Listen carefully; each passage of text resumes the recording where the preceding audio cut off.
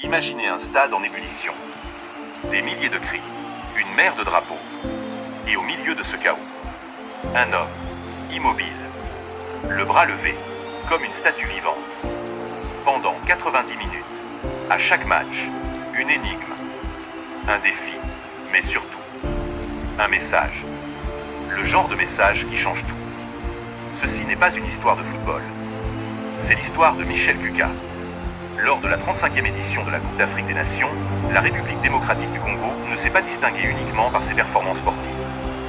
Non, elle s'est distinguée par la force symbolique de 16 supporters. Et parmi eux, un homme a transcendé le rôle de simple fan.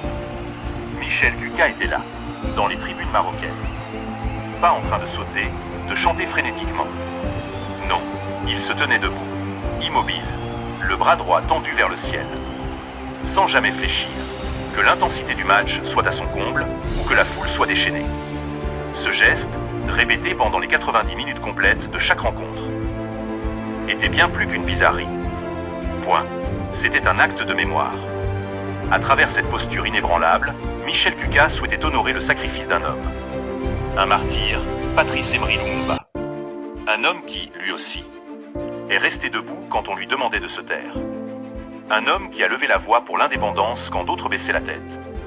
Un homme que l'on n'a pas seulement assassiné, mais effacé, dépecé jusque dans la mémoire collective, privé de tombe, privé de deuil, privé même du droit au silence.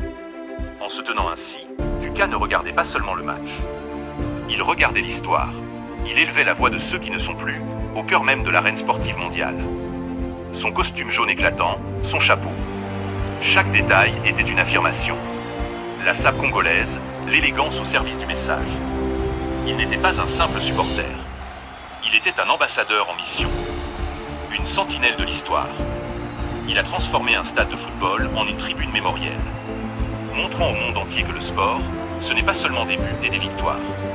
C'est aussi un espace pour la dignité, pour le souvenir, pour le message. Alors la prochaine fois que vous verrez un match, souvenez-vous de Michel Kuka. Michel Kuka n'encourageait pas une équipe. Il gardait vivante une histoire, et pendant que le ballon circulait sur la pelouse, la conscience, elle, circulait dans les tribunes, car on peut gagner un match et perdre son âme, mais on ne peut pas honorer Lumumba sans rester debout. La main levée, le corps immobile, la mémoire vivante, c'est bien lui. Et ce soir, c'est lui que nous honorons. Merci Michel Kuka pour ton engagement, qu'en pensez-vous? Laissez un commentaire.